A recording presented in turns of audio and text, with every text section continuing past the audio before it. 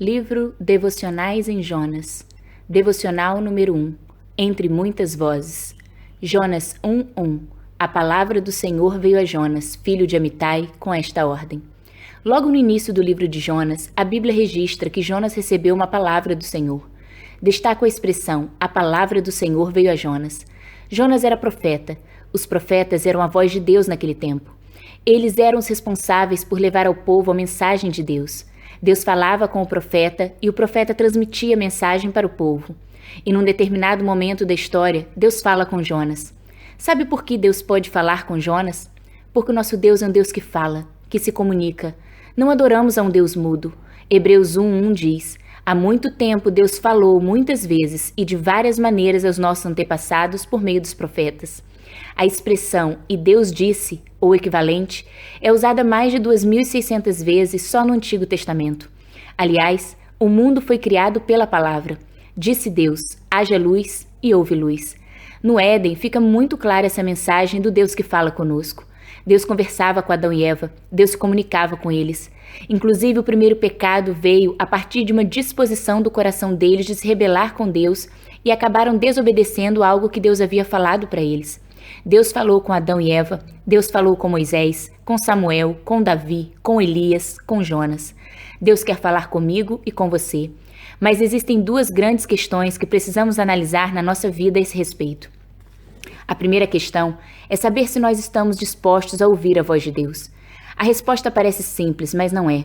Disposição para ouvir envolve empenho, envolve busca. Deus fala de várias maneiras. Deus fala por meio da natureza, Deus fala por meio da sua palavra, Deus fala de modo particular e individual conosco. Jonas era profeta de Deus. Jonas estava acostumado a ouvir Deus. E eu? E você? Nós precisamos nos perguntar: quanto tempo nós temos empenhado em ouvir Deus por meio da sua palavra? Quanto tempo nós temos investido no lugar secreto? Nossas orações são um monólogo, onde nós despejamos um monte de palavras a Deus e depois vamos embora? Ou nossas orações são diálogos, onde nós falamos e Deus também fala? Qual foi a última coisa que Deus falou de modo específico com você? Nós precisamos estar dispostos a ouvir a Deus, como o profeta Jonas estava. A segunda questão é saber se nós estamos dispostos a obedecer à voz de Deus. Jonas estava disposto a ouvir, mas não estava disposto a obedecer. Sabe por que Jonas pôde não obedecer à voz de Deus? Porque ele tinha como opção obedecer a outras vozes. Houve um tempo no Jardim do Éden que a voz de Deus era única para Adão e Eva. Mas num determinado momento, a serpente apareceu. E a serpente falou com eles. E a voz da serpente e a proposta da serpente pareceram mais atrativas. Hoje, além de Deus e do diabo, temos a voz da nossa consciência caída também.